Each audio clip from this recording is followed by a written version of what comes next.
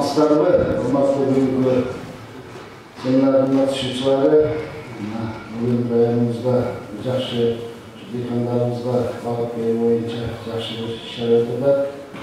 Айрықша бағбаншылық желіштету бойынша бізге бүгін атайын şu семинарды алып бару үшін Борбордук Азия Балкандар Биримдигинин жетекчиси өзүңүздөргө белгилүү болгондой Ташиев Абдуллаевга катышып турат. Байтикан айыл чарбасын колдоо борборунун агроному Салиев Назарбай Назарович катышып турат. Ушул дыйкан чарбасын колдоо борборунун артисттери жана айыл чарба техникаларын сатуу бөлүмүнүн жетекчилери Жүкеш Түнбек Шаршымбаевичтер катышып турат.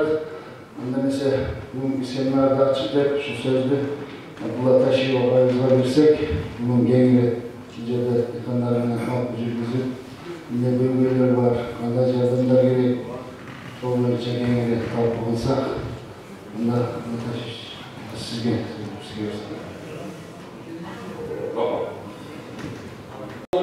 Özgür rayonunun balkondары.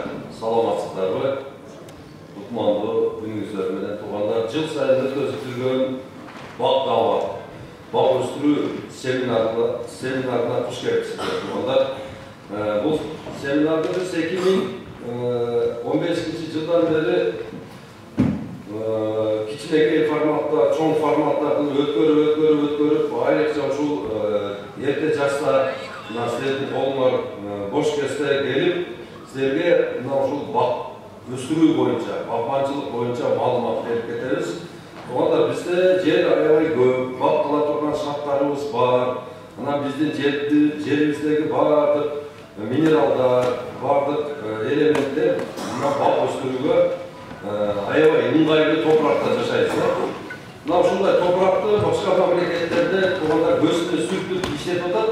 Бирок тилекке каршы биз өзүбүздүн ушундай чоң мамлекетибизде ушул нөмө жемиш менен камсыз кыла албай, башка жактан импорт кылып жеп жатканыбыз бизди албетте ойлондурбай койбойт. Бизде өзүбүздө отургуза турган болсок, бар жок өсөт. Бар жок алма, өрүк, шабдалы, жилес, кайнолу, бадам, мисте, анар, хурма, анжир, малина, ежа малина, бар жокту өстүрсөк болот. Негедир биз ушул тармакта, эмнегедир ушул тармакта баягыда көп кызыккан ушундай кишилерибиз жок болуп атат да. Анан анын үстүнө мына ушул бизде бир эменин билим жетишпестиктен, көбүнчө эле илим жетишпестиктен отургузган көчөттөрүбүздө жакшы натыйжа чыкпагандыктан карабай коебуз. Мына ушулардын баардык маселелерди чече турган бизде адистер жетишпейт. Ким баласын болсо, эгерде агрономияга баланы окутамын деген кишилер болсо туугандар, бизге кайрылсаңыздар, бизде мына ушул Борбор Азия Балкандар Биримдигинде Турция менен, Краснодарский край менен, Якутия менен ошол жактын агрардык университеттери жана институттар менен байланышыбыз бар. Балдарды окутсак болот. Керек болсо бекер окутсак болот, эгерде бала окуган болсо да, жакшы окуган балдар болсо, мына ушулардын түрктөрдүн требованиясы эң биринчи ушул химия, биология, английский, математиканы билиш керек экен бала. Ошол түрк университеттерине өтүш үчүн анан кийин түркчөнү өздөштүрүп, себебинде сабактардын баардыгы түрк тилинде болот экен. Эгерде кимдин баласы быйыл 11-классты бүтүп аткан болсо, небереси бүтүп аткан болсо, баланы окууга ошакка жөнөтөлү. Мына чоң ушул Өзгөн районунда өзүнүн кесибин толук түшүнгөн кыйын мындай агроном жок экен. Муну моюнга алыш керек. Чындыгында азыр консультацияга бир эле жөнөкөй эле мына азыркы биздин жогоруп аткан алмалардын пашасы, щитовкасы, жөнөкөй эле чечиле турган маселелерди, мына караед, свитоед, плодожорка, ушулар менен күрөшө турган чындыгы адис жок болуп жатат да бизде. Ошон үчүн ким баласын окутам десе, кайрылыңыздар, колдон келишинче жардам беребиз. Жок дегенде мына ушул Краснодарский крайга жөнөткөн аракет кылабыз.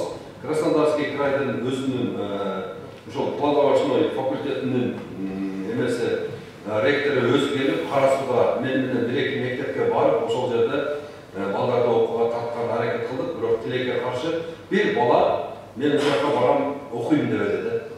Бар эле биздикилер ушу балдарыбызды чоң кылган аракет кылып атабыз, бирок чоңдун чоң деп береси бар. Туугандар өзүңүздөр билесиздер. Bizde memleketimizde korrupsiya çok emez, korrupsiya var. Korrupsiya bilen tamamlanan dene, haramdan ösken dene, bu ne? Beşikki girmeyip, şunun için tuğanlar balların vardı, çim, nimet bilen, sizde bağa durgan kesiplerdi tanda verinizler.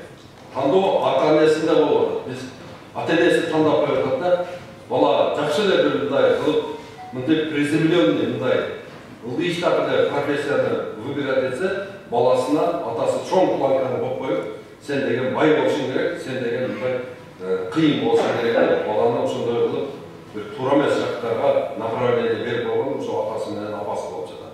Агрономияда менин колумда Руслан деген жигит иштейт. Руслан бир айда жок дегенде 10 жерге выездге чыгат, 10 жерде 10 000 сомдон айлык алат. Ошол күнгү тамак ашы, ошол күнгү бензини, бар жок расход, жол кирасы, ошол чакырган тараптан болот. Одан сырткары анан кийин 10 000 сом чөтөрүнүн акча салынат. Руслан барып, мына 1 гектар бак болобу, 2 гектар бак болобу, 3 гектар бак болобу, 10 гектар бак болобу, Руслан үчүн бул деген, Руслан үчүн баягы кройщик деп коет го. Мындай чебер кыркып, декала жасайт го. Руслан үчүн бакты бар эле көрүп туруп эле, бул жагынан суу келет, бул жагынан аба келет. Күн болсо мындайынан түшкөндө көчөттүн бардыгына тиет экен. Так, томугун буяка кылып отурсак туура болот экен. Бардыгын биттаста аныктап туруп, анан кийин сизге ошол жерге картаңызды түзүп, бул жерге алма болбойт экен аке. Бул жерде мындай ушундай температура перепад болуп турат экен, мындай болот экен, бул жерге бадам болбойт экен, же болбосо малина болбойт экен деп бар жоң консультациясын берип, конспект кылып жазып, жана кишинин колуна кармап берет дагы, ошол менен жасаган киши эч качан адашпайт да. Русландын берген рекомендациясы менен баягы киши аксабайт. Мына ошо жанатанды өзгөнгө бекер отургузупмун. Бул августта эле пишип кала турбайбы, анан кийин көк болуп кала турбайбы, бул алма демейсиздер. Русланга жолуксаңыз, дагы бу жерге головал отургузабыз, головалдын погодасы дейт. Бар жоғын эсептеп берет. Ушундай баланы ким тарбиялагысы келсе, Русланга окшойт. Мына кайрылгыла, окуталы. Мына Скрябинада окутайлы өзүбүздүн Бишкекте, мына Манас университетинде окутайлы баланы. Эртеге ошол бала келип, силерге өтө чоң жардам болот. Өзүңөрдүн айылыңардагы болуп аткан айыл чарба проблемаларын бардыгын ушуга окшогон адистер чечип берет. Мына азыр биз малды багып атабыз, эмне берип атабыз, чугундуулугу барбы, сыйымдуулугу барбы, ого кандай терип бериш керек, кандай суу ичириш керек, эмне билбей эле малды багып атабыз. Малдыгын кылып эле астына салып берип койгон нерсени жеп атат. Бир комбикорун мына биз ушул еттин королевибиз Кыргызстан, етти жөнүндө тутуп жейбиз деген менен чындыгында келгенде бизде этибиз катуу моюнга алыш керек. Мисалы үчүн столовойлорго барганыңарда баягы этти мисалы үчүн тишиң жокуң, этти жегиң деле келбей калды да уже. Же бышак алып жиберсиң, кесип алып жейсиң, өтө катуу. Мына ошондо жумшак эт өстүрө турган адистерди окутсак болот. Мына азыр мурдубуздун астынан мындай суу бизис жетип агып өтүп кетип атат. Мындай жыттап калганда өспөй кетип атабыз, суу кетти болду. Мына ошол сууну королжу кылбай бир немесине граммына чейин керек болсо 3000, 4000, 5000 метрлик деңгээлге, деңиз деңгээлге көтөрүп алып чыгып туруп, ошол жерге көр кылып туруп, силерге жай бере турган күчтүү адистерди окутушубуз керек. Мына тоокчулук боюнча тоокту багып атабыз, тоогубуз ошо 4 соток агрономибизда эмне болсо бар жокту жетирип атабыз, 4 тукум алып атабыз. Тоокчулукту дагы үйрөтүш керек, балыкчылыкты үйрөтүш керек, бал арычылыкты үйрөтүш керек. Ушулардын баардыгы бул деген целый комплекс, бул айыл чарбанын кесиптери. Мына Кыргызстанда 7 миллион адам жашаса, ошонун 5 миллиону айылда жашайт. А биз болсо өзүбүздүн профессиялардын 99,9%ын ошол шаарга жарандуу гана адистерди окутуп атабыз дагы, айыл адиси жок калып кетип атат. Мына азыр өзүң үйүңдө эле бир уюмун мисалы үчүн жагы ишип кетсе, Анан кейін ветеринарға барсам, ветеринар қанша жашта ветеринар? Ең кәмінде 50 жашта тұрып, 60 жашта ветеринар, ветврач тұрып, жас балдар жоқ болып отырды ошол. Чапчан малдар шарттың алдын алып, барлық вакциналарын беріп, қарап, мына жайлаулардың барлығына есепсіз мал жайы, бар жоқты талқылап, жақынғы жайықтарда, мысалы үшін майдың етегіне барсам, құп-құр ешнәрсе жоқ. Үй жарап кетеді, ешнәрсе жоқ. Мына осылардың барлығын шеше тұрған айыл-чарба әдістері де. Ошол үчүн туугандарым, сіздерден суранамын, мүмкүн болушунча мына ушул айыл-чарба әдістігіне балдарды окутуп, мына ушул Кыргызстандын өнүгүүсү бул айыл-чарбада дотацияда турат, айыл-чарба дотацияда турат деген бул башка бир бөлөк бир эмелердин жалпоолордун түшүнүгүн бизге киргизип койгон да. Айыл-чарба эч качан дотацияда турбайт. Бир данды жүгөрүнү данды эге турган болсо, ошол жерден 2400 көбөйтүп берет. Кандай дотацияда болуш керек? Түшүндүңүздөрбү? Азыр туугандар менен сөздү мына ушул Байдыйкандын адисине Абдиназар Сариевге беремин. Агам сүйлөгөндөн кийин 100 миллион жөнүндө сүйлөйт, анан бак боюнча кеңири акырында мен өзүмдүн алдымда бир жарым саат баян беремин. Анан сорт тандоо боюнча түшүндүрмөлөрүн беремин. Макулсуздарбы? Ассаламу алейкум. Кош келипсиздер. Менин атым Сариев Абдиназар. Байдыйкан айыл-чарба колдоо борборунун агроному. Biz burada ушул жерде семинар өткөрүп кеткенбиз, анда өзүбүздүн командабыз менен көп киши келгенбиз. Бүгүн болсо биз Окуяга ауылына биримдиги менен чогулуп, мындай семинарларды иш байрадан бери карай өткөрүп келатабыз. Кыскача Байдыйкан жөнүндө айтып өтсөм, биздин компания 2009-жылы түзүлгөн, 13 жылдан ашып калды биздин иш барышыбызда. Негизинен башында жер семчиктер менен иштеп келгенбиз. Андан кийин ушу жер семчиктер айыл чарбасына тиешелүү болгондуктан башка тармактарды акырындап кошуп келатабыз. Жер семчиктерден кийин биз үрөндөрдү коргоочу каражаттарды коштук. Былтыр мал чарба препараттарын алып келип, атайын мал чарба адистерин ишке алып, аларды ишке салып атабыз. Андан тышкары айыл чарба техникаларын алып келүүгө аракеттер болуп, мына былтыр Кытай Республикасына Зумлеон деген эң чоң дүйнө жүзүндө 4-нчү орунда турган, Кытайда 1-нчи орунда турган компаниянын тракторлорун алып келип, эжеге сатып, ошону ишке ашырып атабыз. Трактор жөнүндө биздин адисибиз кененирээк алган. Андан тышкары бизде дагы жагынып, мына айыл чарбасында көбүнчө биз химиялык каражаттарды иштетип бөлүп алганбыз. Химиялык каражаттар баарыңарды билип алдыңар. Биринчиден экологияга чоң зыян алып келет. Биздин алып аткан продукциянын сапатын начарлатат, эгер ашыкча дозада колдонсок. Ошонун баары келип туруп биздин ден соолугубузга зыян алып келет. Туурабы? Ошого биз акырындап биологиялык ыкмаларга аракет кылып, ошол тармактарды биз ишке киргизгенге аракет кылып атабыз. Мына былтыр Чүй областында чоң биолаборатория аштык. Себеби ошол бедендагы зыянга учураттардагы беди өспөй калат. Сарчылуу процестерде. Ошону байкадылар да, эгер ачагы обработка кыла турган жер болсо, ар жерде топ-топ болуп башталган болсо, ачагы обработка кылып коюш керек. Бүт талап чачпаса. Ошо айланып чачпаса, ошол жерде сарчылуу токпосо да, уруктабаса да болмол жайы. Ал эми пилот өтө уулуу, аны өтө этияттык менен колдонуш керек. Аны сезондо бир-эки жолу колдонуш керек. Эгер 2 жолу колдонуп койсоңуз, бузула турган белеге мисалы үчүн, бийил күздө буздук, 50 жыл эгинеге турган болсоңуз, башка эги ошол эккен эгиңиздин руху өнбөй калышы мүмкүн. Ошондо уулуу зат, ошон үчүн муну өтө этияттап, бузула турган талаапка колдонбой коюш. Анан стоп деген нерсебиз бар. Аны эгинеге отканда, эгиндеги чогундо өсүмдүктөрдүн урулуп, жетилет мурда беде талааларына фотону көбөйтүрөт. Ошо беден сарчылмоону ошо пивот менен аралаштырып колдонуп, аябай жакшы эффект берет. Ошону мен ойлоп атам, пивотко аралаштырып отурбай эле, эрте жазда уруктар өнө турган мезгил келип калат. Ошондо чачып койсоңор беде талааларга. Ошо өнүп аткан урукту өнүп келатканда эритип салат да, стоп ушундай келиз. Ошондо чачып койсоңор да болот. Так, анан ушу жер семчиктер боюнча фосфор жөнүндө кыскача айттым. Hayır var sırasında şu karbamiklerin seltran göğe çıktı, şunu gök kullanışır deyildi. Ama aşıkça, öttü. Normasının 3 есе, 4 есе, 5 esine geçiyor. Aşıkça kullanıldı. Aralarda gülüşlerle dekanlar var mı? Aysız yaşamışlar kullanıldı sanırım. Birinci karbamik, boyuna da veresine, düşününe de tut, azot veresine. Selitine de şunu. Dekanlarda şunday düşünüp kalıplandırılganda maçayla oyun işletleri, azot düşününe işletleri deyiz. Anam bolda şöyle oyundan başkanı oyun koyuyorlar, neye gidiyorlar? O fosfor, kalsiy, kaliy және başka жұмыс var. Oşo azot yönünden kısaca düşünükler koyup, öpötegen azot düzleştirmişler.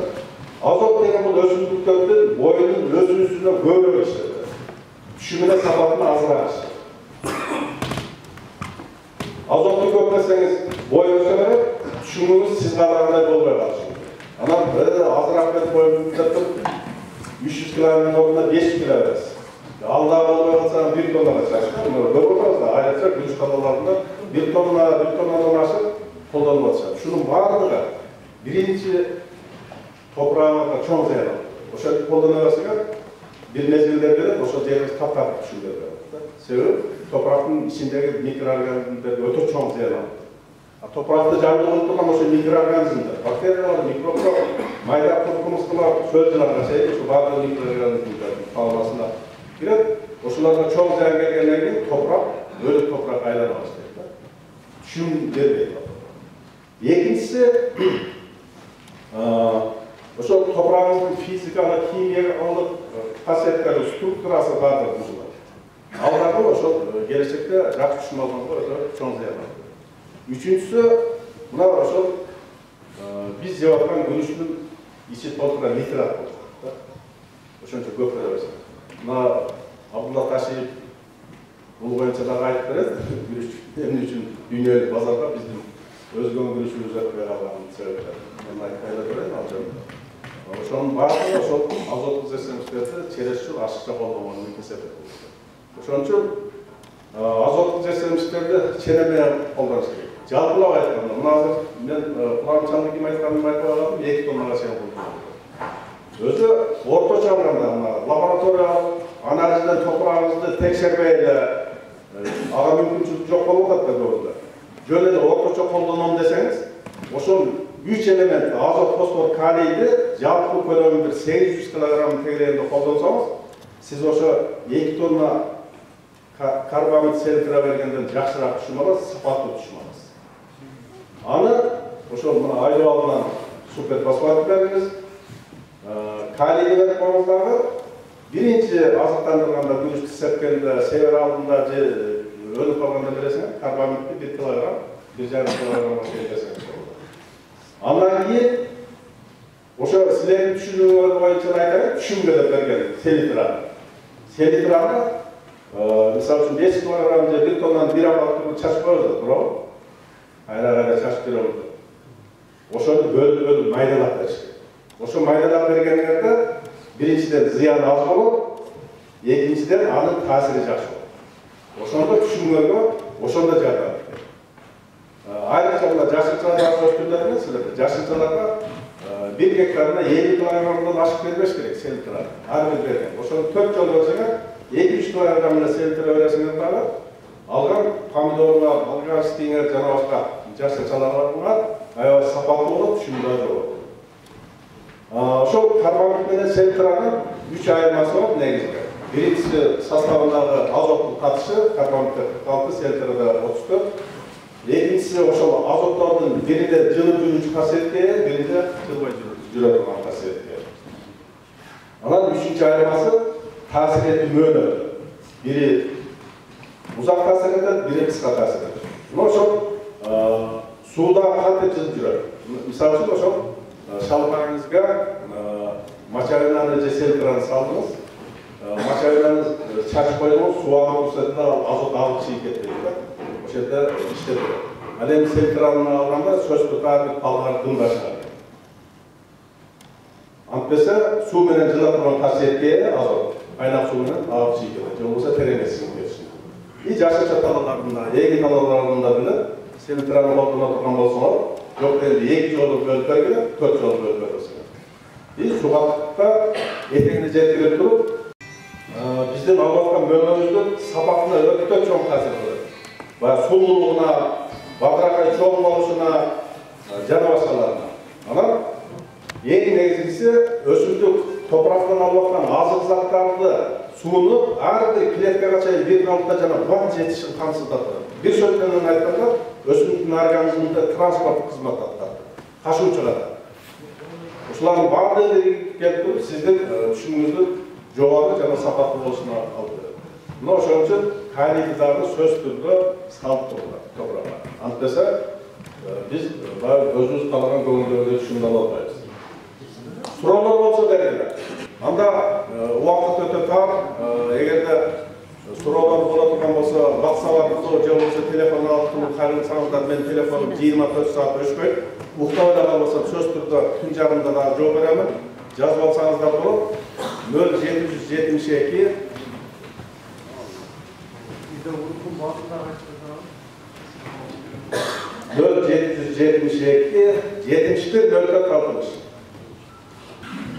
Assalamu alaikum, урматтуу Өзгөндүн багбан дыйкандары. Сөз баштаардан мурун мен силерге мына бүгүн жакшы суроолорго жооп берип жаткан Кыргыз Республикасынын эмгек сиңирген агроном Абдиназар Байкеге кол чаап койсоңуздар. Ар бир темада өзүнүн бир кызыктуу жактары болот да. Анан мен силерге айтайын дегеним, ушул Байдыйкан бир гана жер серпкич сатпастан, бир эле үрөндү сатпастан биз трактордор сатып баштадык да. Мен айтайын деген тракторум бул Зумилион трактору, бул Кытайдагы экспортко чыгып жаткан Европага шартталган экспортный трактор Зумилион. Зумилиондун Кыргызстанга келиши 6 ай болду. Бирок 6 ай ичинде дыйкандардын бир топ сүймөнчүгүн айланды десем жаңылышпайм. Анткени туура жерге эксплуатация жасоодо, туура ушундай жер серпкичтер менен үрөндү колдонууда, туура дагы техниканы колдонсо, сөзсүз түрдө түшүмүңүздөрдүн мол болгондугу бул ачык айткан нерсе да. Андыктан ушул биз 6% менен 7 жылга Айыл банк аркылуу лизинг берип жатабыз. Бул лизингди билесиздер, мурун 9%, 12%ге чейин алынчу. Азыркы шартта ушу дыйкандарды колдоо үчүн 6% менен 7 жылга берип жатабыз. Эң баштапкы бааларды 10%ден, то есть биринчи 10% бересиздер, ошол баштапкы төлөп болуп эсептелет. Андан кийинки 90%-ти 6 жылга чачыратылып төлөнөт. Негизинен эми бул жерде азырына Айыл банкка дагы чоң ырас, Айыл банктын кызматкерлери да отурат, дагы суроолор болсо да берсеңиздер болот. Негизинен ушу Айыл банкка чоң ыраазычылык айткыбыз келет, анткени ушул өзүлөрү колдонбой жаткан акчаны дыйкандарды колдоо үчүн деп $20 миллион берди лизингке. Эми ал акча деле баягы батыры колдоп келет да. Ошондуктан убакыттан колдонуп, ушу тракторлордон алып алсаңыздар, анткени сейилка, азыркы жаңы сейилкалар менен жаңы чыккан соколор, булар уже мурунку эски техникалар менен салыштырмалуу өтө эле жогорку результаттар берип жатат да. Негизинен биздин ушу трактор баягы передовой технология менен Чаңша деген шаарга чыгат. Бул азыр биз үчүн баягы жомок болуп аткан искусственный интеллекттин негизинде бул тракторлордун баарын роботтор чогултат экен. Чаңша шаарында ошо заводдо 1 саатта 1 трактор чыгып турат экен. Ал 1 саатта 1 трактор чыгарыш үчүн 40 000 робот иштейт экен да. Ошондуктан бул трактор дагы передовой технология менен чыккан. Эми бүгүнкү күнгө чейин сатылып келген, сөз түрдө Беларус, Юто, Ловол деген тракторлар сатылып келген. Бирок биздин трактордун 3 чоң айырмачылыгын айтып берейин сиздерге. Анткени технологический мүнөздөмө көп. Ошон үчүн мен сиздерге 3 эле нерсеге токтолоюм. Биринчиси, бул тракторду Европага экспортко чыгаргандын байланыштуу, бул жерде бош системасы коюлган. электрондук бош система, баягы пресс топливо деп коюп, чачыраткычы электронный пресс.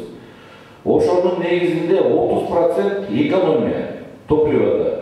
То есть сиздер айдайсыздарбы же мындай же чөп чабасыздарбы же башка нерсени жасаган убакта же сууз чапкан убактарда ошол моторду кыймылдаткычы 30% экономия. Бул башка тракторларда жок. Анткени муну өзүңүздөр билесиздер, бустарыңыздар болсо бул сидай системасына окшош, бирок мунуку передовой технология менен жасалган да. Экинчиси кабина Евро 3 стандартка соответствует.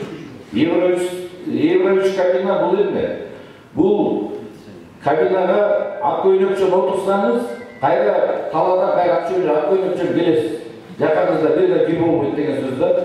Анткени билесиздер, техника колдонуп жүргөндөр талаадан карылатырылып бетинен бери карай май болуп келчүлөр. Азыр трактор деген тул, азыркы трактор такыр башка тракторлор да. Ошондуктан ичинде механизаторго баягы жакшы шартталган плавающее сиденье, кондиционер, магнитофон, анан гидравлический управлениясы, анын ичинде 16 передний передача, 8 задний ход. То есть тракторлардын ар бир классына жараша өтө жөндөмдүү деп саналат да. Анан үчүнчү дагы бир эмеси, биздин трактордун зумлёндун дагы эң жакшы жери арткы рычагдарында алардын системалары раздельный, ар бирөөсүнүкү. И рычаг элдики көтөрүп берсе, биздики наоборот 40-50 сантиметрге басып берет. Арткы рычагдарды басып берет. Анан ошол убакта плавающий деп саналат. То есть жер шарты өйдүлдүгө карабай, баягы плавающий деп саналат да. Негизинен ушул, анан 2 жыл биз тракторго заводской гарантия беребиз. 2 жылдын ичинде кайсы бир тетиктери сынып талкаланып калса, ошонун баарын өзүбүздүн чөнтөгүбүздөн бесплатно өткөрөбүз. Плюс 2 жылдын үстүндө 5 жыл техобслуживание текшерүүсүбүз бар. Кыргызстандын любой точкасына 48 сааттын ичинде биздин окутулган, үйрөтүлгөн инженер механик балдар барат. Ушу жеринен майын алмаштырып, же болбосо тетиктерин алмаштырып бере алат да. Биз ошого баягы 100% гарантия бере алабыз. Башка компанияларда андай текшерүүс деген жок. Анткени биз ушу эксклюзивный контракт алып жаткан кезде Кытай тарап бизге ошондой условияларды койду.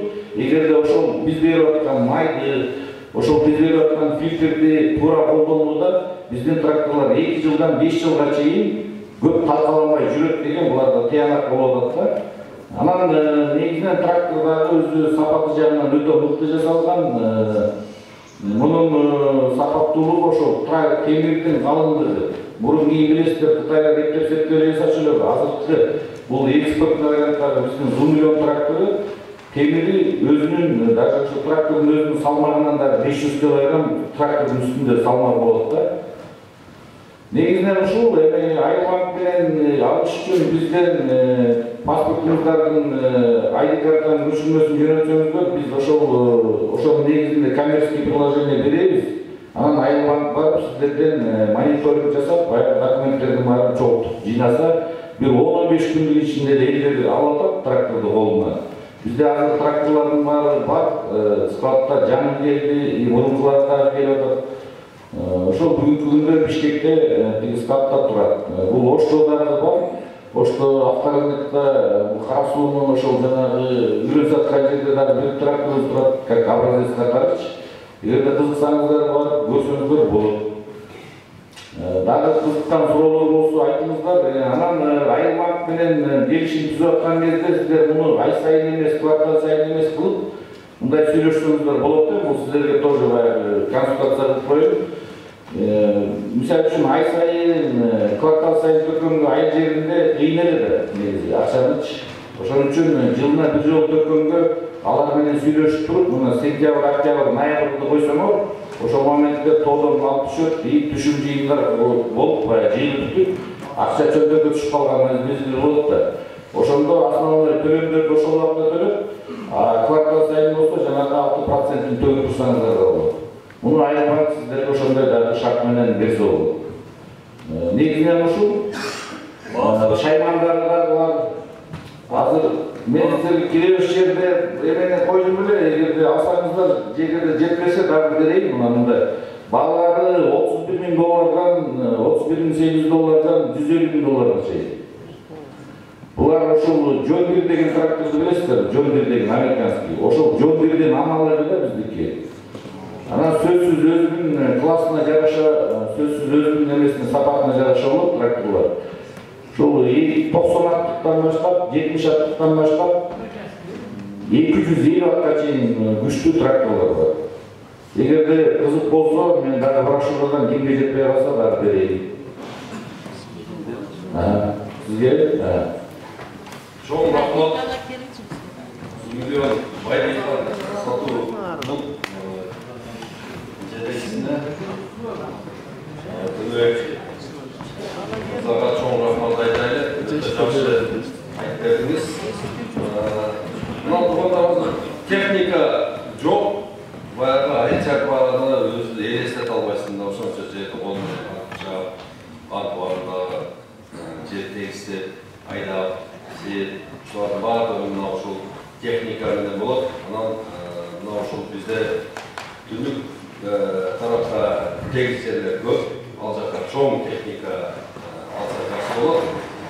Мына түштүк тарапта көбүнчө мына азыр биз бакманчылыкка ыктап жатабыз.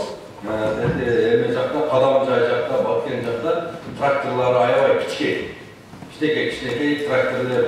Мына быйылкы жылды ушу Сүмүлөндүн мына күзгө жакын кичинекей тракторлор да келет да, 25-тиктери келет. Мына ошодон алсаңыздар, алар арзан болот. Түшүнүңүздөр. Ассаламу алейкум туугандар. Жана азыр калган кагаздарды жаныңыздарга салып коюңуздар. Чогуштан кийин кенен отуруп окуйсуздар. Макулбу? Эми болсо азыр мына мониторго көңүл бөлүңүздөр, караңыздар. Ассаламу алейкум туугандар. Борбор Азия Бакмандар билимдигинин жетекчиси Абдулла Ташиевичтин бактабар семинары деп темасы ушундай. Бул слайдтер. Мына биринчиде эң маанилүү иштердин бири ким бак отургузам деп атат. Быйыл бак отургузам дегендер барбы? Эң биринчи мына бак отургузам деген кишилер эң биринчи туугандар жерди даярдаганды үйрөнгөн. Жер даярдаш керек. Мына ошол шапталы 13 жыл, алма 25 жыл, килес, анан тетиги эме кайнолуу, алар ошо 50 жылдан ары жашайт. Бадам болсо 100 жыл, мисте болсо 150 жыл жашайт. Мына ошол 13 жыл жашай турган шапталыкка дагы не жакшы жер даярдаш керек. Жер даярдаганда биз дайыма эле 30-40, максимум 50 казып туруп эле, тереңдигин 50 кылып эле анан ошол жерге эгип коебуз. Мына ошондо эң чоң катачылык. Орто Азияда жер аябай катуу болгондугу үчүн бул эң минималдуу казуу бул 1-ге 1, тереңдиги дагы 1 куб жерди алып чыгыш керек. Алып чыгып туруп, жанагы жерди казып жатканыңарда 60-50 сантиметрден кийин монда столго окшогон бир 10 сантиметрлик катмар болот. Аябай катуу. Ал жерде суу да өтпөйт, аба да өтпөйт. Ошон үчүн биздин отургузган көчөт баардык жанагы жерге тирелип калат дагы, же капталга кете албайт, же болсо түпкө түшө албайт дагы 7 жыл, 8 жыл кармалып калат. Түшүнүңүздөрбү? Ошон үчүн жер даярдоо. Кече бирөө 700 көчөткө жер даярдаган экен, коңшулар бизде кыргыздардын куйкум сөзү өтө күчтүү да, эмнесе мазар салып атасыз деп, ошо тамашалап да. Жанагы резадан кийин мазар көрсөтөт. 5-6 жылдан кийин окон келесиң түшүнгө келгенде деп ошентип сүйлөп тур да. Анын сөздөн уялбаңыздар. Анан азыр бизде не сезон, баягы экскаватор андай-мындайлар курулуштарга чыкпай, котлован казбай азыр бош кезинде мына ушул жерди үстөн баштап каздырсаңыздар боло берет. Топурак канчалык чыгып туруп, жерден чыгып, мына сыртта жаткан болсо, жана топуракка гүл сиңет, гүл, витамин алат. Анан жанагы топурактын ичинде кандайдыр бир баягы серая, белая, коричневая, черная гниль болсо, жанагы гүл өлтүрөт. Шамал болот, жанагы топуракка воздействие этет. Анан анча-мынча курт-кумурскалар болсо, жанагы жерден качып чыгып кетет да. Анан топурак таза болуп бушат. Мына ошол бушкан топуракка, топуракты ордуна салып туруп, анан жанагы жерди баягы көчөт көмө турганда тамыр жер барбы? Ошол 10 килограмм биогумус, 10 килограмм топурак, анан кийин 1 килограмм суперфосфат, анча-мынча кальций кылып аралаштырып, бир смесь жасап туруп, анан жанагыны топуракка бересиздер. Мына ошондо минералдык, органикалык бардык жетишемдиктерди бирге камтылып туруп, мына ошол көчөткө аябай жакшы азык болуп, жана көчөтүбүздүн жерин даярдадык, жумшаттык, тамыр атуусу жеңил болот дагы, жанагы биз отургузган бат өзөт дагы батыраак бизге түшүнгө кирет. Түшүнүңүздөрбү? Биринчи жер тандоо. Жерди даярдоо, анан экинчи биздин эң маанилүү ишибиз, мисалы үчүн жерди сиз аябай сонун даярдадыңыз, бирок сапаты жок бир көчөттү алып келип отургузуп койдуңуз да. Жанагы көчөттү жерден таза болгондон кийин 4 сааттан кийин көчөт ак ооз тамырларды чыгарып баштайт да. Жанагы азык табылбагандан кийин жанагы ооз тамырлар кургап калат. Кургап калат дагы жанагы алып келип эккениңерден кийин баягы чоң тамырлар аркылуу сортто алып туруп, анан өйдөгө сүргөндөн кийин көктөйт, бирок саратандан өтпөстөн кайра кургап калат да. Түшүндүңүздөрбү? Ошол сапасыз көчөттүн неси таасири ошодо. Анан сапаттуу көчөт мейли ордунан алдыңыз, кайра алып келип эле эктиңиз 4 саатка жеткизбей, жанагы көктөп кетти, жакшы болду. Бирок акырына келгенде жанагы кандай мөмө берет. Жанагы мөмөнү ким таныйт? Ким таныйт деген. Мисалы үчүн белгилүү боксер болсо, Майк Тайсон, тигил бул болсо, аны бардыгы таныйт. Андан кийин мына Каспий өзгөндө тренировка кылып аткан Акылбекти ким таныйт? Туурабы? Анан Акылбек деген боксер дей берсең, боксер көп. Алма деле көп да, бирок мына алманын алмасы бар да. Алманын алмасы дегенде, мисалы үчүн Редчи, Голден Делишес, Гренни Смит десең, дүйнө жүзү таныйт. Биринчи сатыла турган десяткада бар. Первая десяткада булар. Ошон үчүн туганда силер көчөт отургузуп атканда, ошонун эртеңки тагдырын билгиле. Өзүңөр жесеңиздер дагы сапаттуу мөмө берет, даамы өзүнүн жайында болот, жанагынын көлөмү да жакшы болот, анан свети дагы жакшы болот. Ошон үчүн көчөт тандоо. Анан ошол көчөт тандоодон кийин анан сорт тандоо. Мисалга өскөнгө азыр алып келип туруп эле Редчи, Голден Делишес, Гренни Смитти айдап кой турган болсо, жанагы августта бишолот дагы, анан көк болуп калат алма, жеңил болуп калат да. Анан сактоо мөөнөтү 1 ай 2 айга эле кетет. Анан кийин жанагыны базарга алып чыгып туруп сата албайсың. Жумшак алманы көп албайт адамдар, жеп көргөндө бир эле жолу сатылат дагы, экинчи албай калат.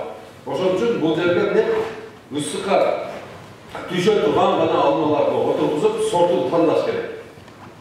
Түшүнүңүздөрбү? Сорт тандоодо дагы, көчөт тандоодо дагы жакшы жумуштарды аткарып койгонбуз. Биз азыр силерге руководствосунда айткан жумуштарыбызды айтайбыз. Анан климатты тандоодо жанагы айтып кеттим го, ысык жерге муздак жердеги, муздак жерге ысык жердикин отургузбаш керек. Мына ушул правилаларды кармасаңыздар аябай жакшы болот. Анан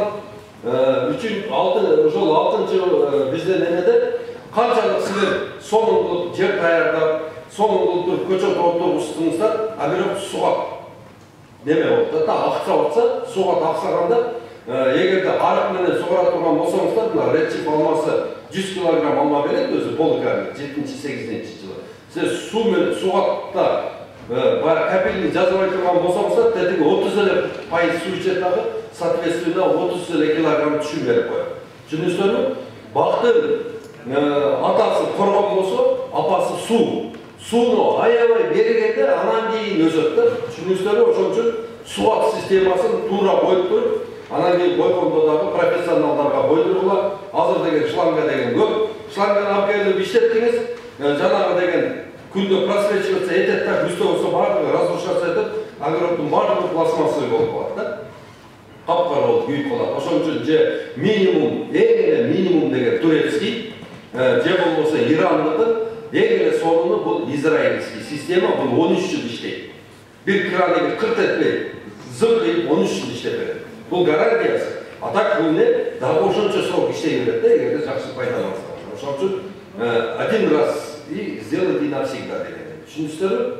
Так базар аныктоо. Мисалы үчүн базарда азыр алма алып чыксак 40 сом болсо, малина алып чыксак 150 сом болсо, анан кийин дагы башка нерсени алып чыксак алар 300 сом болсо, биз демек аз жерибизден көп түшүм алып, көп акчага сатыш үчүн ошол базарды аныкташыбыз керек. Берге эмне жакшы болот деп, көбүнчө баягындай көп акча алып келе турган тармакка болушубуз керек.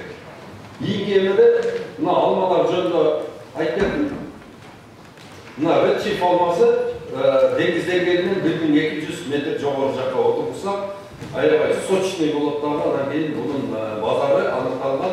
Бунун базары Өзбекстан. Мына ушул азыркы зимний алмалардын баардыгына Ташкентте мисалга Ноокаттын Папандын алмасы азыр 250-300 сомдон сатылып жатат. Мына кимдин жери тоо салма, жалпак таш, одон ары баягы эме болсо жогору жактарда болсо, ошолор менен ушул зимний алма отургуш керек. Мына кийинкиси Golden Delicious. Бул дагы зимний алма, аябай жакшы сатылат. Мына болсо кийинки алма болсо Granny Smith, бул Россияда 1000 тонна бир күндө алма сатылса, ошонун 800 тоннасы ушул Granny Smith сатылат. Бул дагы кышка аябай жакшы сакталат. Бул катуу алма. Бул холодильникте бушат. Күзүндөсү жесең картонго эле окшош болот. Холодильникке койгондон кийин 2 айдан кийин аябай согун чыгарып туруп, анан көбүнчө эле буну сокко пайдаланышат. Анан кийин россияндар буну мына тишке, чтоб баягы бир оорусу бар. Сибиряктардын тиши ооруйт, түш болот. Бул темирге, ошон үчүн ушул алманы көп жешет. Кийинки алма Жеромини алмасы, туугандар, бул Арабистандын алмасы. Эгерде 5000 тоннадан көп боло турган болсо, любой региондон келип жүктөп алып кете беришет. Мына Жеромини деген алма дагы тетиги эмеге окшош эле аябай кооз алма, буну Өзбекстанда жакшы жейт. Кийинки алма москвичтердин алмасы, москвичтер жакшы көрөт, буну Скарлетт Супурду. Мына ушул алманы отурсаңыздар, деңиз деңгээлинен 1200 метр жогору жакка отурсаңыздар. Одан кийинки алма мына өзгөнүн куршак, жаңары айгыржал, ошол жолдун боюндагы айылдардын, ылдый айылдардын алмасы Галавал алмасы өзгөнүн эмесине 1-августта бышы берет. Аябай тойлор башталган кезде бышат. Галавал деген алма немеси кооз, базар бак. Былтыры 310 сомдон сатып. Мурда жылкы багыбыздан былтыры түшүм алып, 1400 килограмм түшүм алып эле 110 сомдон бердик. Кимге ошол алманын көчөттөрү керек болсо, кайрыласыздар. Кийинки алма жынжыркол, мына Галавалдан 10 күн мурда бышат. Жынжыркол. Тетиги Golden Delicious'ке октоп кеткен, аябай базар бак. Мына бардык дүйнө жүзүндө алмалар бырышып, тырышып, соктору качып, алмаларды уже жегиси келбей калган маалда биринчи болуп бышып берет. Мына Кыргызстандын чөлкөмүндө аябай востребованный алма. Биз өзүбүз дагы жейбиз, Өзбекстанда дагы сатабыз, одан ылдый дальше кете берет. Кийинки алма Pink Lady. Бул 400 метр, деңиз деңгээлинен 400 метрге чейинки жерлерде отургузабыз. Бунун бышы мөөнөтү октябрь. Бул аябай ысыкты жакшы көрөт. Bir kar bölgesi yüzüp durup, bunu saklıyor zengin. Karaklara salıp durup, je ящикке salıp durup, Musa uyga kirgizip koysak, je koyu kiripke kirgizip koysak da kırıyor. Buna kiyinkisi daha bir sorunun kovulma, süper çifte bu da bir deniz dengelinden 1400 metre, 1200 metre jogorу olacak oturmasız. Şimdi jeri büyük olsa özgördün, telefonga salıp bile baykasanızlar sırası çıkar. Buna ошол алмалардагы ошол Jonathan Starkirksan привозко окшоп эле привозной алмалар мурда алар каяктан келген болсо, Америкадан келген болсо, булар дагы артынан келди. Бул усовершенствованный жаңы тип, жаңы эмеси. Анан бунун ушул азыркы кезде самый модный, анан кийин самый продаваемый алмалар. Мына ушуларды сүрөткө тартып эстеп калдыңыздар. Кийинки лотубуз мына өзгөрүндүн жерине биалма аябай жакшы болот. Биалмадагы алма, алмурут биалма 1 гектарга 1200 көчөт берет. 2 гектар отургузасыңар ушул үчөөнү. Мына ушул айба, лимонная айба, анан эшме деген айба, анан экмек. Буларды нон беги деп коет, сочный болот, жесең да болот да. Базар бар. Азыр ушул базарда 200 сомдон кем айга таба бересиң. Болмайды, байласын 200 сомдон сатып атышат. Мына айбадагы экибиздер аябай жакшы түшүндү, и базарга аныкталган. Базары жакшы. Кийинки бул гиляска келе турган болсок, гилястагы туугандар 2ге бөлүнөт. Ысык жердики, анан кийин суук жердики болот. Мына ким мына ушул жерде өзгөнгө, мына ылдый жактарга деңиз деңгээли 800-900 метр жерге эге турган болсо, күн тез ысып кеткендигине байланыштуу гүлдөгөндө гиляс. ортодогу энелиги кургап калат дагы, энелигине ары гүл алып келгенде ала албай калып туруп, шубадай болуп туруп гүлдөй, аппак болуп. Бирок баягы эмне чаңдашпай калат да бардыгын таштап бергенин себеби бул күнүбүздүн эрте ысып кеткенине байланыштуу. Мурда погода бар эле, мурда болуп аткан гиластар азыр кайтты да. Себеби дегенде чаң ала албайт. Күн тез ысып кетип атат дагы, энелик кургак болуп. Ошон үчүн сама, апелеши өзүнө чаңдаштыра турган сортторго өтүшүбүз керек. Өзүнө чаңдаштыра турган сортторго Свиткар, Скина, Лапец керек. Мына сүрөткө тартып койсоңуздар. Анан Регина Кордия бул баягы мен айткан 1200 метр, 1000 метр жогору жакка эге берсеңер, булар чаңдагалы өтөт, чаңдашып, сонун түшүн бере берет. Суук жактагы Регина Кордия, анан суук менен ортонун ортосунда бул дагы болбой турган погода бар. Мына ошол жерге Зират 900 деген эгилет.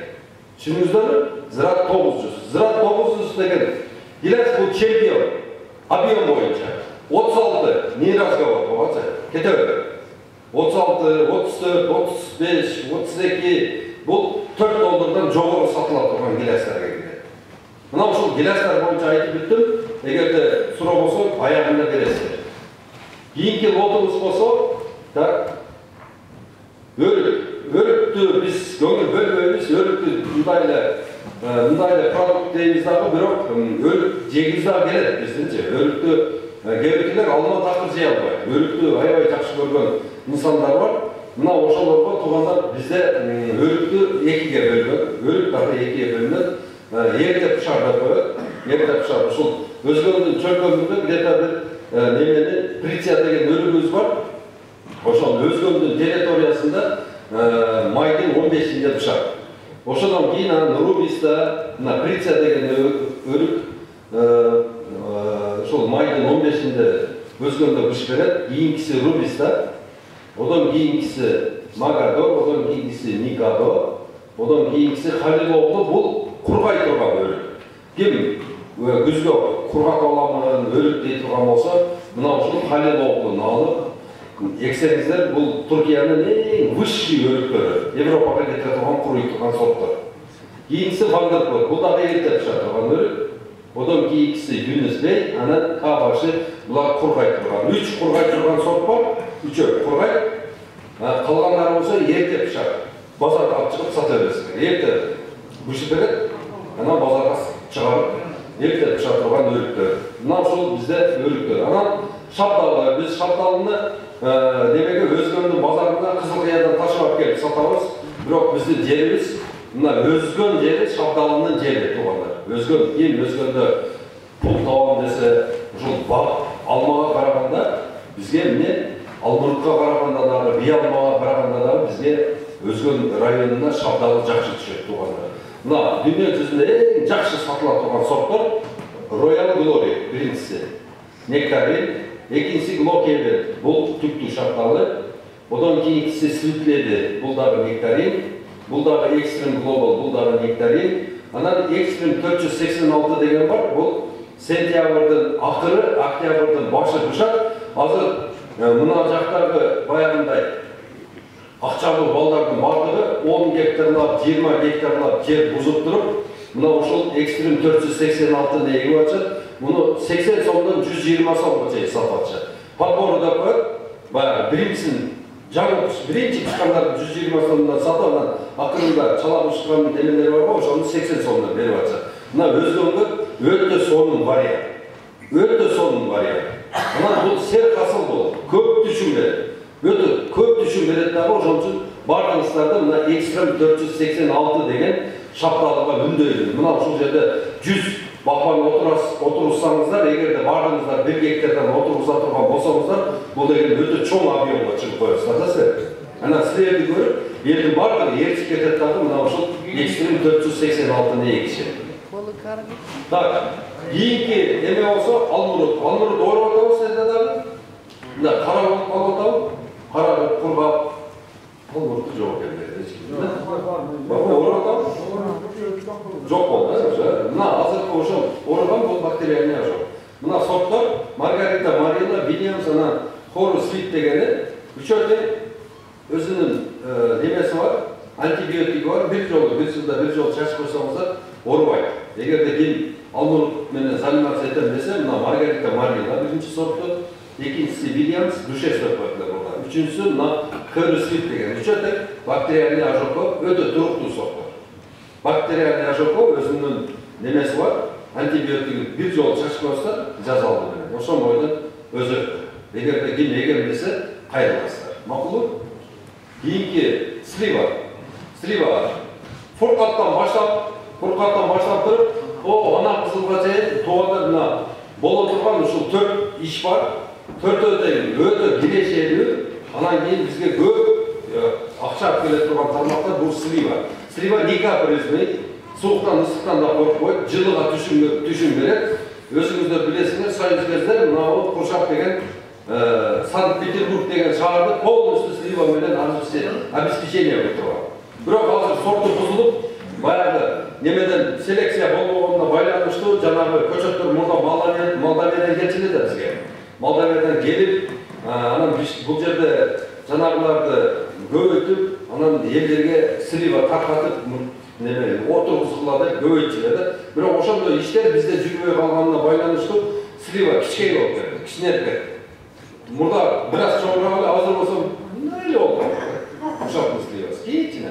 Анан кийин жанагынын дамы да өлүп калды. Совсем жок. Мына ушул эски сливалардын полностью Кыргызстан боюнча алып түйменен жоқотуп, себебинен булардын бардыгы манилиозный поражение. Мисалы үчүн апасы күйүп калган, анан кийин жанагынын чаңдаткычы да күйүп калгандагы, экөө чаңдашкандан кийин жанагынан жакшы түшүм бербейт. Кайнолусун баягы курган деп калган малда ичин ачып жесек, как будто күйүк чыктанат да. Уже манилиозный ожог, совсем тамыр бул полностью анын генетикасын бузуп таштаган. Ошон үчүн biz azı срочный порядке уже Венгерияны жоготуп, Кыргызстан боюнча алып таштап, анын ордуна мынау стендейди эгишибиз керек. Стендей сливасы Куршактын сливасынын 5 эсе чоң, аксыныкынан 3 эсе чоң, таласынын сливасынан 1 эсе чоң. Түшүнүңүздөрбү?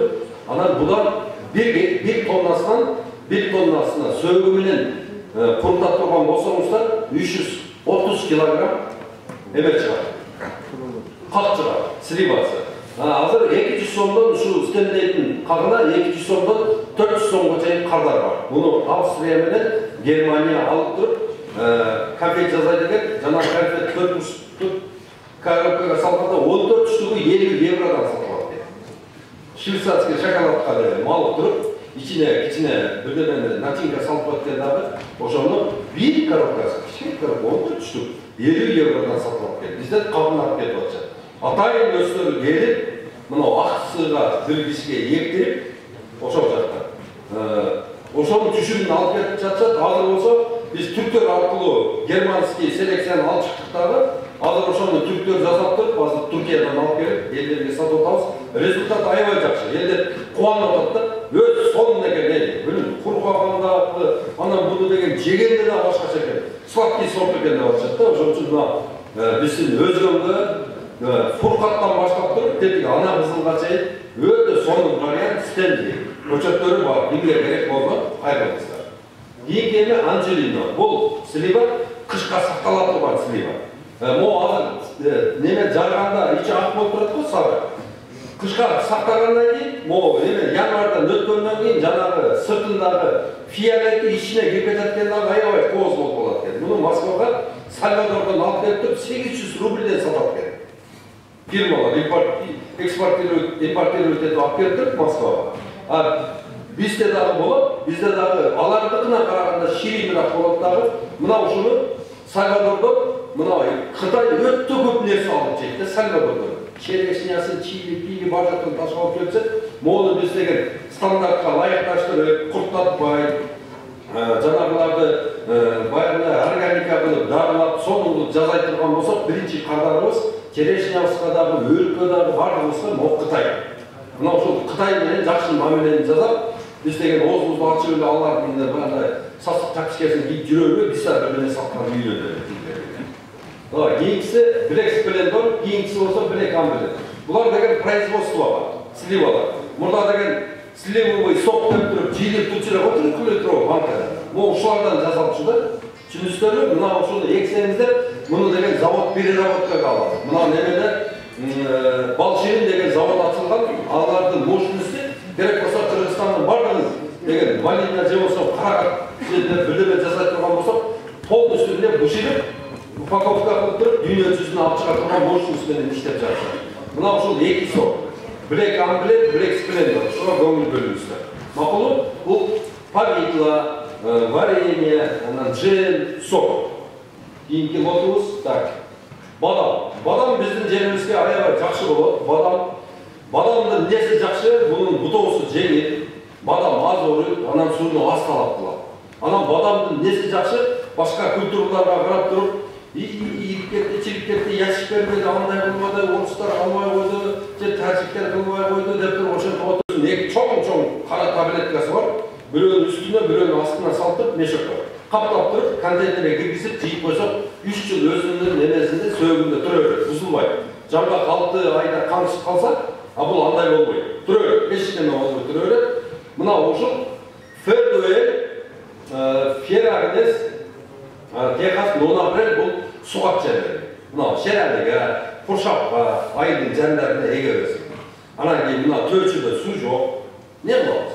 Ал жерге FN 677 деген тамырменен Вайродан Макоко деген екі бадамымыз бар. 4 жыл бакалашкаменен ептеп суғарып тұрып, кетмен сатылып болғаннан кейін болды, біздікті болады. Адамдары су тақыр требует етпейді. Жыл сайын 10 килограммдан түшін береді. 1 гектарға 660 бадам, 10 килограммдан бергенде 6 тонна бадам сатып тұрасыздар. 1 гектарға. $5 сатқанда $30,000 кереше көріп тұрасыңдар жыл сайын. Кәмпір-шалдың пенсиясы бұл. $1,000-дан $2,000 пенсия алып, жетелес жүреді дүние жүзін қыдырып. Бадам шыққаннан келіп сатып қойса. Ошон үшін мына азыр 50 жастасты.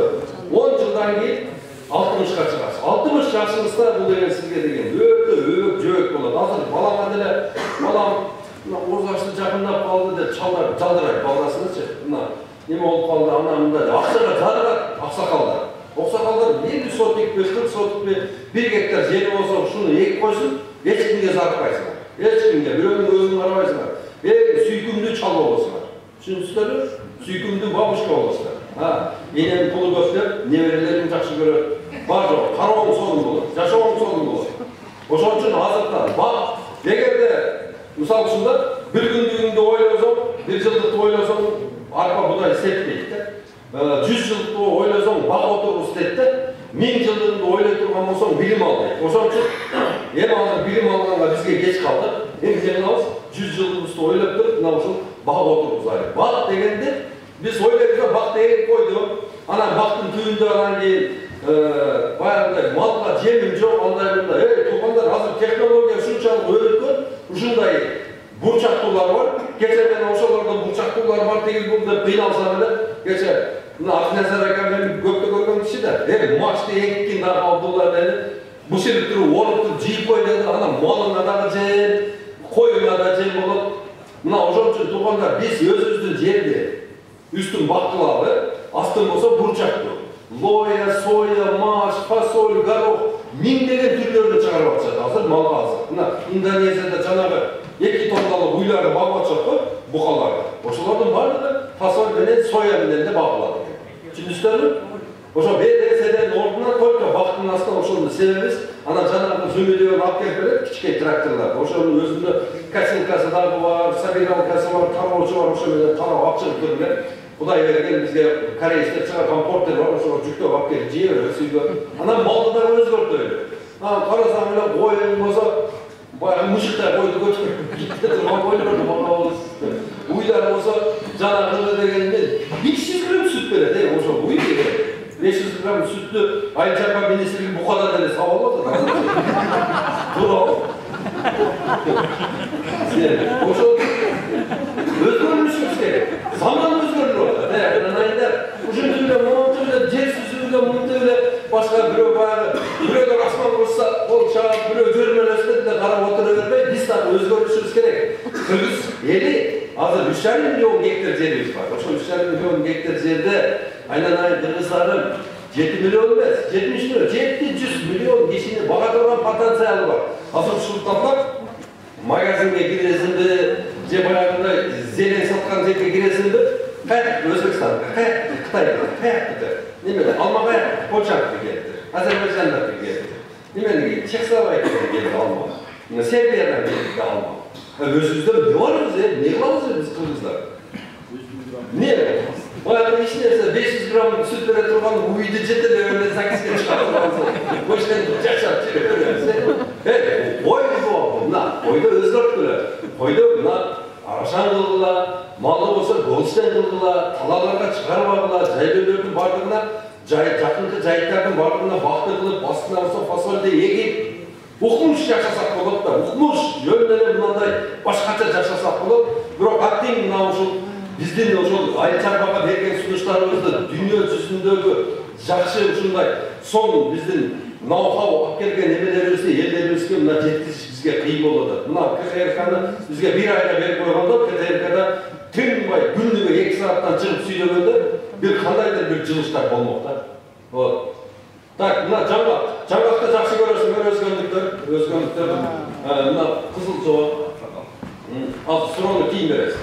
Қызыл тоғы, ана кейін мына елі суы жаңғақты деген айылдарда, ошол жаққа мына ошол гибрид жаңғақтарды екпегіле. Жақынырақ еге тұрған болсаңыздар, шаңдаштақтағы баяғы кап шығарып, түйінен кап шығарып, түшіп апше беріп. Ошол үчүн жаңғақты еге тұрған болсаңыздар, ошол чөлкөмдө 10 километр ылдыйраак еккен. Түшүнүңүздөрбү? Жаңғак бар, эгерде кийин жаңғак эге болам деп турган болсо, Фернет, Чандыбек, Франкет, Фернет деген 4 сорты бар. Мына алып отурсаңыздар болот. Кийинки вот. Так, мисте Акбари деген сорты бар, бирок тияктан көчөттү жулуп, анан транспортировка кылып, алып келип, буякка эккенде 300-200 көчөттөн болгону 10-20сы өнүп атат, калганы курап калып атат. Biz reanimasiya көріп отырмыз да. Ошол үчүн мына мистени азыр тияктан бир специалист алып келип, именно ошол эге турган жерге немесин таштап, уругун таштап, экөө. Ошодон бирөөсүн жагайналап алып таштап, экинчисине не бүчүр салып бере турган болуп сүйлөшүп атабыз. Анан дагы Медербек Жамбаев деген өз орсалдардык бир инибиз бар, азыр Түрет Ататүрк Манаста сабак берип атат. Ошол эң мыкты не мистечи. Өзі көчөт шығарып атат, ошонун көчөтүн алыңыздар. Макулбу? Так, кийинки лотубуз. Биз анжирди ушу орамалдыктардын иши деп эле түшүнө беребиз да. Анжир Өскөндө дагы болот, Жалал Абадта дагы болот, Ошто дагы болот. Анжир. Мына Бурса Сияки, Сарила, Бардачик деген куруй турган сорттордун алып келди. Базарга чыгарып лапыйган чоң эмес, бул кургай турган сорттор, майда-майда болуп, ең аз түшін бергені, туғандар 100 килограмм өді береді бұл дарақтар. Bir гектарға 660 батат, бұл вареньяға жақсы сатылады, малинадағы спросы жақсы да. Мен анжир варенья қалайлекпін, сізді анжир бар, берселек анжир сатып қойын, ене деп келе береді. Егі болсаңыздар. Шүңіздері өті сер қасыл. Ана кейін Иранда ұшыға мұндай чехол шығарышты. Баяғынан бұндай бұдап тұрып, анан неменен ребенменен жақынырақ қылып тартып тұрып, жана қауын кигізіп, екі жағын замогын тартып тұрып, анан астына пайпақ кидіріп қойып, тақыр үшіп екен. Иранда ошондой приспастар менен шығарып тұрып, қорқой еге беріңіздер. Хурма, анжир, жүзүн, анарды жауа тұрған уже емелері қаптары келеді жақында. Biz de ошол технологиясын сурап атабыз, белгиле кандай текстура менен немесе сырты плашевка, ичи кандай термоизолятор не коюп атасыздар деп сурап атабыз. Эгерде болуп кала турган болсо, мына долдордо биз азыр тигүүчүлөрүбүз бар деген бошоп турат, ошолорго тиктирип туруп, алып келип беребиз, анан ошону кенен эге бересиң, ошол топ нерсени. Так. Анан жимолес, анан годжи деген бар бизде. Жимолес дашат бар. Мына жимолес деген карагаттын материалындай болот, бирок мындай сөймөйдей болот. Узун болот да, мына ушу биздин чөлкөмдө өзгөндө 20-мартта бышып, 20-майда бышат. Май ичи бышып туруп, анан бунун түшүмү 500 сомдон сатылат, жимолес. Карагаттай кымбат сатылат дагы, анан бул кургай, курганы 1,5 сом. Сушкасы. Анан кийинки болсо, годжи, ягода годжи бул пряность, буну түрктөр аябай көп пайдаланат, Европа пайдаланат, буну